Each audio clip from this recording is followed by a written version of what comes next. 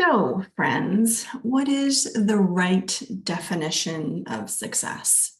It sounds like the stupidest question, but when you talk about success all the time, it is a question that comes up for me, and people want to know what I think is the right definition of success.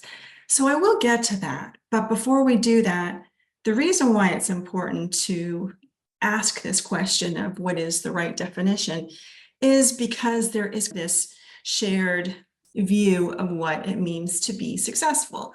What do I mean by that? If I were to say, that person, that woman is successful, in your mind, you will come up with some definition. There's the things like education, job, title, money, car, house, dress, possessions. Those are the things we equate with what it means to be successful.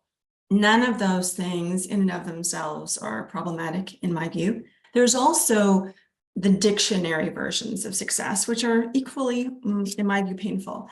So the Merriam-Webster definition, and I'm happy to call these out because maybe one day I will have to write in and say, can we change this definition? Speaks to the attainment of wealth, favor, or eminence. I don't know what eminence is, really, but I'm pretty sure I don't have it. So scratch that one off my list of not being successful. Okay, in the Collins Dictionary, it talks about, and yes, I have to read these notes because I didn't memorize the dictionary, it says the achievement of a high position in a particular field. Note that it said high. And then it also said someone or something that is a success, achieves a high position, makes a lot of money, or is admired a great deal. Interesting. So these are, in other words, the conventionally shared held definitions of success. The point here is that there are these standards that exist overtly, covertly, implicitly, implied around us that tell us what success means. And that's the whole reason that I've got this channel going, is that there is this ridiculous villain, if you will, this creature that says, this is what success looks like, and you better dedicate your entire life or a good portion of it and all your energy towards achieving that and attaining that. So, as I said before, all of those things that we equate with success, education, job, title, money, car, house, dress, fame, eminence, all those things, in and of themselves, they're fine. They're actually kind of neutral. That's not what's challenging. I think that what's really problematic about this idea that this is what success means is that, first of all, it's widely shared. It's like, this is the right definition of success. The right for everyone, for all humans? That doesn't really make sense. For sure in my head, I know that. But in my lived experience, I'm told this is kind of how it has to go. So it makes me wonder, like, why isn't there an individual customized version? Like, isn't that part of what it means to be successful, that you have your own version? It's this idea that we're supposed to go after this one thing and pretty much have this one thing, or accept the fact that you're not as successful, kind of live with it and be kind of like regular. Okay, here's the other thing about I guess the second challenge that I have with kind of this defined understanding of success is that it actually only speaks to the visible exterior experience of success. And we're supposed to assume that if you have education, job, title, car, money, house, dress, eminence, fame, all these things, that you're going to feel great. Like, once you have those, then you'll feel good. But I don't know, unless you've been on this planet for like half a day, we all know that's actually not how it works. I think my guess is that we all have examples of people in our life who maybe hold that traditional view of success and it doesn't actually feel good, or they're maybe not healthy and happy inside themselves. So It's interesting, this definition, because it's really disconnected from what it means to be human. And that there's so much more that's possible for us in terms of how we feel. Somehow, even though we know that it could lead to burnout, so much shame, to endless comparison, and the list could go on, and kind of putting ourselves like last, even though this pursuit has those outcomes, we still go after it. We still think going after that version of success is the right one. So here I am. I want to share with you what is the right definition of success. I don't have it. You should know that I'm getting there. And I have a understanding, an expression, a version, a small definition that I hold for myself that I would put forward, not because it's the right definition, it's just another one. And that is, I think success is intentionally chosen, meaning that we're really clear on what our values are, like super clear, and to the best of our ability, how we understand them today. Meaning that I have some values, 5 values that I live by, and what they meant to me 5 years ago is a little bit different than what they mean to me now, but I still wrestle with them and they're still the same values. And my husband, they're his values too. And how he expresses them and understands them is a little bit different than me, but they're intentionally chosen. They're ours.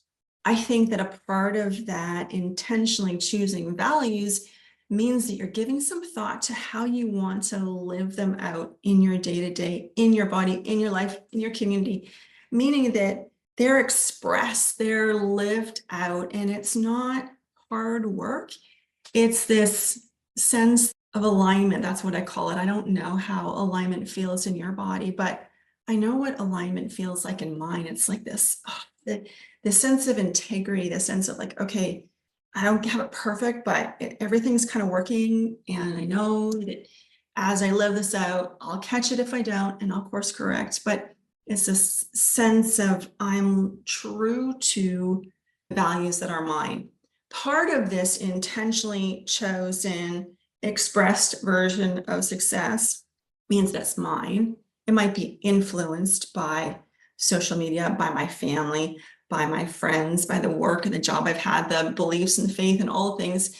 And yet I've chosen them. I said, these are mine. This version is mine, which also means I'm saying that that version isn't mine, and that's okay. So they're expressed. And here's the thing that I think is really important, that we have so much work to do. Worthwhile work is to figure out, learn, value that success, in my view, should result in a balance of really delicious, juicy emotions. Joy might be your emotion of choice. Ease is one of mine. It's got to feel good. And that's not me saying that life sometimes isn't hard or there aren't going to be tricky moments or circumstances. But I do think that as we embrace a version of success that is truly our own, and it's calibrated and connected to our own needs, that those feelings will be an amazing byproduct of those needs being valued. And it's going to feel good, and it's going to give us some resilience, some ability to kind of go with the flow when things are tricky, because sometimes life is hard and we can't get away from that. And if we're cultivating and we're connected to our needs, we're more able to weather those kinds of things as they arise. So I also think that success means working from our strengths. What I mean by that, those are these cultivated skills and talents that we have that perhaps come with a little more ease. And when we do them, maybe we barely even notice we're doing them, and we kind of think that everyone can, but we're really working from that place that is me, is you. And while we can have questions around, well, if I don't do everything, then who will? And that's a really selfish way to live.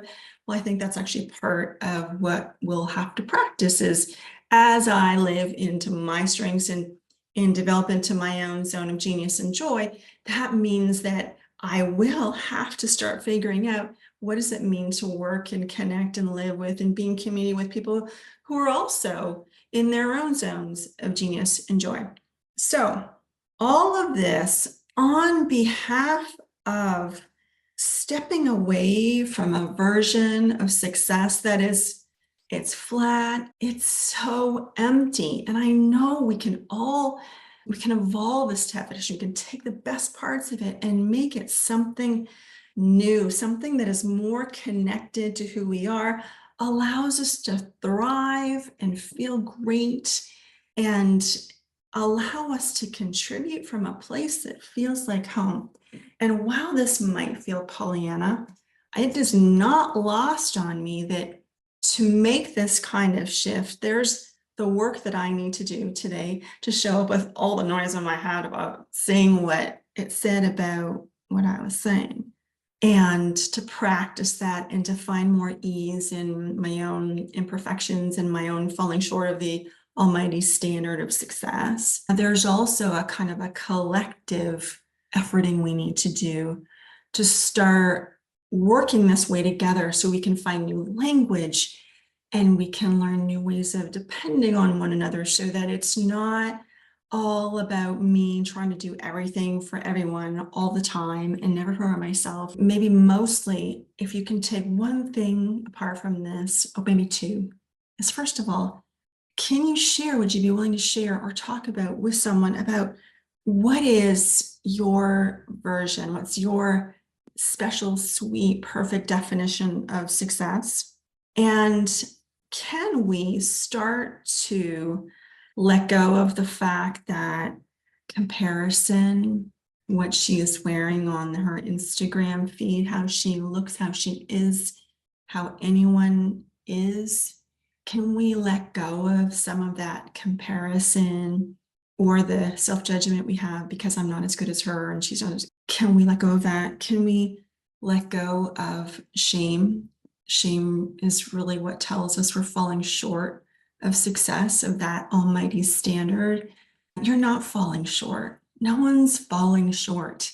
Maybe we all have a little more work to do to realize what it is we truly value and figure out what it would look like to craft a life around our values and our own needs and strengths. And yes, it will include all the people and things we love because we love them, and therefore it will naturally, by extension, fall in.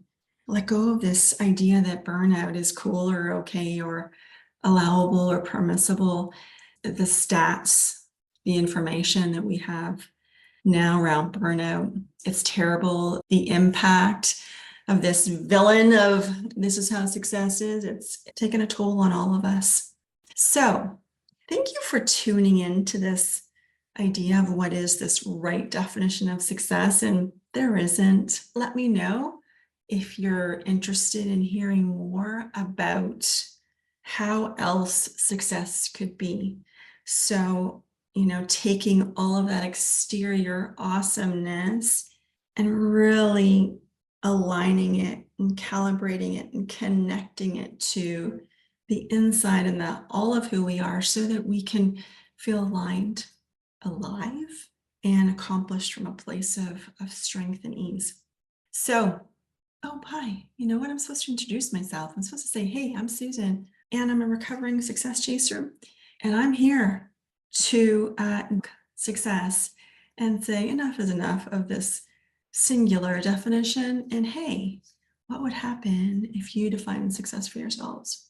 If this content resonates with you, or if you're simply curious about the journey, could I ask you to do that subscribe thing and the like thing so that we can travel together and in a small way connect our paths. And I'd love to know if there's anything you want me to chat more about. Thanks for tuning in and have yourself a great day.